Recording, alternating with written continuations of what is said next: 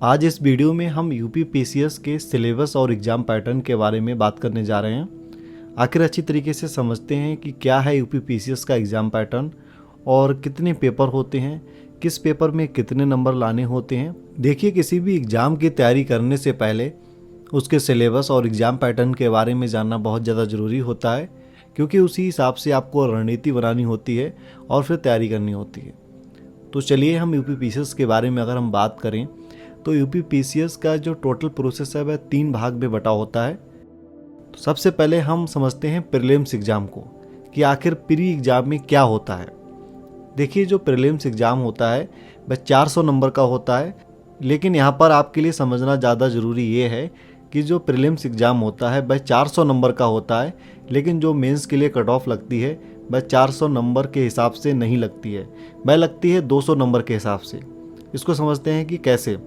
जो GS first paper होता है इसमें 150 क्वेश्चन आते हैं और जो 200 नंबर के होते हैं, इसके हिसाब से ही मेंस के लिए कट ऑफ लगती है।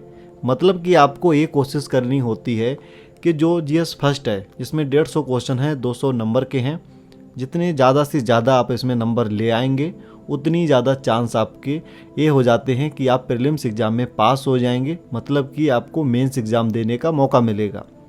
जो जीएस फर्स्ट पेपर होता है इसके अगर हम सिलेबस की बात करें कि आखिर इसमें क्या पूछा जाता है, तो इसमें बस सारी चीज़ें पूछी जाती हैं जो जनरल नॉलेज में आती हैं, जैसे कि हिस्ट्री, जियोग्राफी, पॉलिटी, इकोनॉमिक्स और भी सारे करंट अफेयर जो अभी हाल में ही हुए थे या 1 साल पहले हुए थे, या सारी जितनी भी स्कीम्स हैं, मतलब योजनाएं हैं जो ज़्यादा ज़रूरी थी। और विशेषकर ये कि जो यूपी स्पेशल, मतलब जो उत्तर प्रदेश सरकार ने योजनाएं लागू की थी जो ज़्यादा ज़रूरी थी, ज़्यादा चर्चा में रही हैं, उनको भी याद करना और उनको समझना इसमें ज़्यादा ज़रूरी हो जाता है यूपी पीसीएस के प्रीलिम्स के जीएस फर्स्ट के लिए, जिसके हिसाब से आपकी कट ऑफ लगती है मेंस के लिए। अब बात करते हैं जो पेपर जीएस का 2 होता है, मतलब जिसको सीसेट भी बोलते हैं, उसमें 33% नंबर लाने ही होते हैं। मतलब अगर 33% से आपके नंबर कम आते हैं तो आप फेल माने जाएंगे, भले ही जीएस फर्स्ट में आपके कितने भी अच्छे नंबर आए हों। तो इसलिए कोशिश ये करनी होती है कि लगभग 40 या 50% नंबर आ जाएं, इतनी आप मेहनत करें। बाकी सारी जो मेहनत है वह जीएस फर्स्ट में लगाएं, क्योंकि उसके हिसाब से ही आप मेंस एग्ज़ाम दे पाएंगे। मतलब ज़्यादा नंबर आते हैं तो आपके चांसेस बढ़ जाते हैं कि आप मेंस एग्ज़ाम के लिए क्वालिफाई हो जाते हैं और मेंस एग्ज़ाम आप देते हैं। और साथ में आपको इस चीज़ का ध्यान रहे कि आप जो 200 नंबर जीएस फर्स्ट में से लेके आएंगे, ये नंबर आपके मेंस एग्ज़ाम में नहीं जुड़ेंगे और ना ही आपकी फाइनल जो मेरिट लिस्ट बनेगी जो सिलेक्शन के लिए होती है, ना ही उसमें जुड़ेंगे। ये केवल मेंस एग्ज़ाम के लिए क्वालिफाई करने के लिए ये पेपर होते हैं, इसके अलावा इनका कोई मतलब नहीं होता है।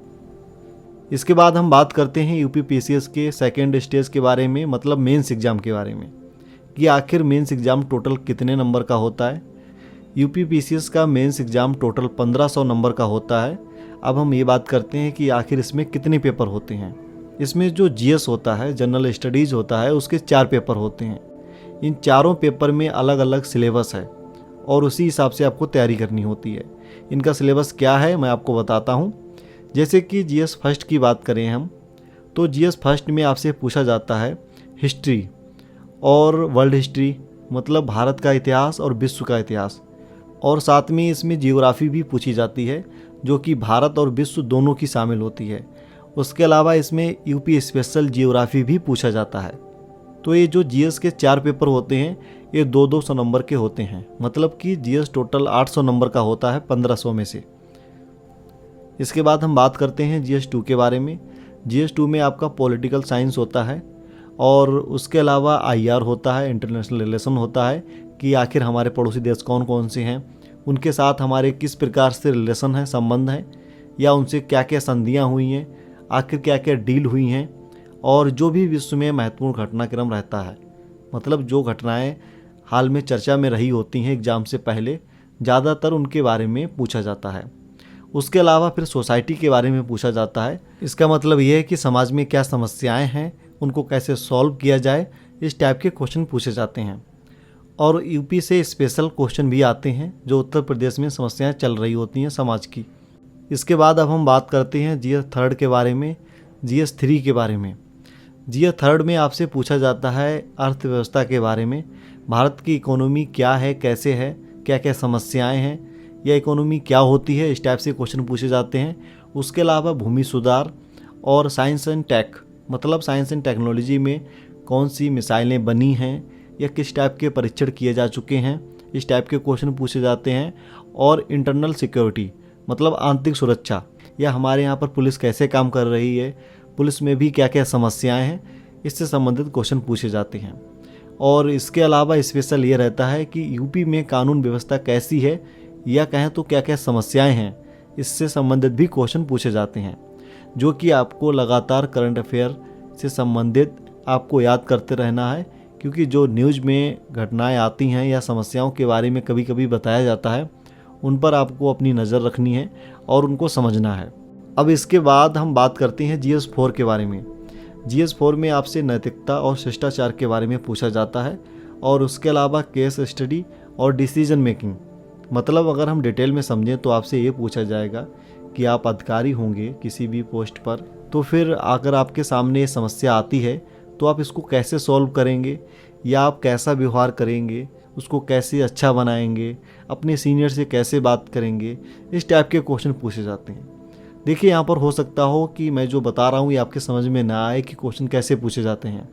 तो इसके लिए सबसे अच्छा उपाय है आप गूगल पर जाएं और यूपी पीसीएस के जो प्रीवियस ईयर के क्वेश्चन पेपर हैं मेंस के, उनको निकालें और अच्छी तरीके से पढ़ें, तो आपके ज़्यादा समझ में आएगा। अब हम इसके बाद बात करते हैं निबंध के बारे में। जो पेपर निबंध का होता है वह 150 नंबर का होता है। उसमें आपसे जो सामाजिक घटनाक्रम होता है, जो समाज की समस्याएं होती हैं, या जो समाज में नई चीज़ें आई होती हैं, उन पर आपसे निबंध लिखवाया जाता है। वो अलग अलग सब्जेक्ट होते हैं, वह साइंस एंड टेक से भी हो सकता है, एजुकेशन से भी हो सकता है, स्वास्थ्य से भी हो सकता है, या इकोनॉमी से भी हो सकता है, पॉलिटी से भी हो सकता है। तो इसमें आपको निबंध लिखना होगा। उसके बाद हम बात करते हैं हिंदी के पेपर के बारे में।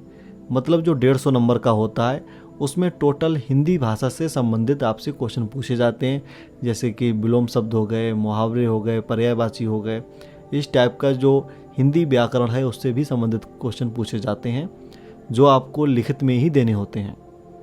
अब इसके बाद हम बात करते हैं जिनका सबसे बढ़िया रोल होता है, वह होता है ऑप्शनल सब्जेक्ट। आपको लगभग 29 सब्जेक्ट दिए जाते हैं, जिनमें से एक सब्जेक्ट को चूज़ करना होता है। मतलब ज़रूरी ये नहीं है कि आपने बैचलर डिग्री में कौन सा सब्जेक्ट पढ़ा था, या आपने बीए बीएससी किससे की थी। मतलब ये है कि आज आपको कौन सा सब्जेक्ट ज़्यादा अच्छा लगता है, उसके हिसाब से आप 29 सब्जेक्ट में से एक सब्जेक्ट को चूज़ कर सकते हैं। और जिस सब्जेक्ट को चूज़ करेंगे उसके 2 पेपर होंगे जो 200 नंबर के होंगे। मतलब जो ऑप्शनल सब्जेक्ट होता है वह 400 नंबर का होता है, लेकिन 2 पेपर में डिवाइड होता है। तो इसी हिसाब से आप कोई भी सब्जेक्ट चूज़ कर सकते हैं। इसमें आपके ऊपर डिपेंड करता है कि आपको कौन सा सब्जेक्ट ज़्यादा अच्छा लगता है। लेकिन हाँ, उसी सब्जेक्ट को आप चूज़ करें जिसमें आपका इंटरेस्ट बहुत ज़्यादा हो, जिसके लिए आप पढ़ सकते हो, या उसका जो मार्केट में स्टडी मटेरियल है वह आसानी से मिल जाता हो। ऐसे सब्जेक्ट को ही चूज़ करें। ऐसा नहीं कि आपका मन भी नहीं लगता है और आपने कहीं से सुन लिया है कि इस सब्जेक्ट में ज़्यादा अच्छे नंबर आते हैं और आपने सब्जेक्ट ले लिया, तो ऐसे में आपको परेशानी होगी। तो इस चीज़ का ध्यान रखें। अब हम इसके बाद बात करते हैं यूपी पीसीएस के लास्ट स्टेज के बारे में, जो होता है इंटरव्यू। तो इंटरव्यू 100 नंबर का होता है। इसमें क्वेश्चन आपके एजुकेशनल बैकग्राउंड से संबंधित पूछे जाते हैं, आप प्रेजेंट में क्या कर रहे हैं इससे संबंधित पूछे जाते हैं, और फिर जनरल नॉलेज से भी संबंधित क्वेश्चन पूछे जाते हैं, जो करंट अफेयर में चल रहा होता है या हो चुका होता है, या कहें तो देश की महत्वपूर्ण घटनाओं के बारे में भी आपसे क्वेश्चन पूछे जाते हैं। तो उसकी तैयारी करनी होती है। आप इसकी परवाह ना करें। आप जब तक मेंस एग्ज़ाम की तैयारी करेंगे उस समय तक आपको समझ में आ जाएगा कि आखिर यूपी पीसीएस के इंटरव्यू के लिए तैयारी कैसे करनी है। तो जो यूपी पीसीएस का इंटरव्यू होता है ये 100 नंबर का होता है, यूपी पीएससी के द्वारा लिया जाता है। मतलब आपको 100 नंबर में से उनके ऊपर डिपेंड करता है कि वो आपको क्या देते हैं। यूपी पीसीएस की जो फाइनल मेरिट लिस्ट बनती है वह डिपेंड करती है आपके मेंस एग्ज़ाम में आप कितने मार्क्स लेके आए हैं और इंटरव्यू में कितने मार्क्स लेके आते हैं। इसमें प्रीलिम्स एग्ज़ाम में आप जितने भी नंबर लेके आए हैं उसका कोई लेना देना नहीं होता है।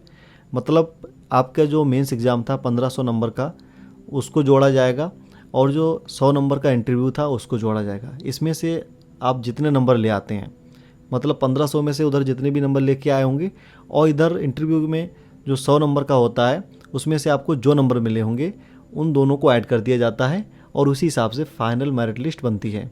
यूपीपीसीएस के सिलेबस को और अच्छी तरीके से समझने के लिए आप यूपीपीएससी की वेबसाइट पर जाकर सिलेबस को डाउनलोड कर सकते हैं और उसको प्रिंट करा सकते हैं और रोज़ाना उसको देखें समझें, जिससे आपकी समझ बढ़ेगी और आपको अच्छी तरीके से समझ में आ जाएगा कि आखिर यूपीपीसीएस का सिलेबस क्या होता है।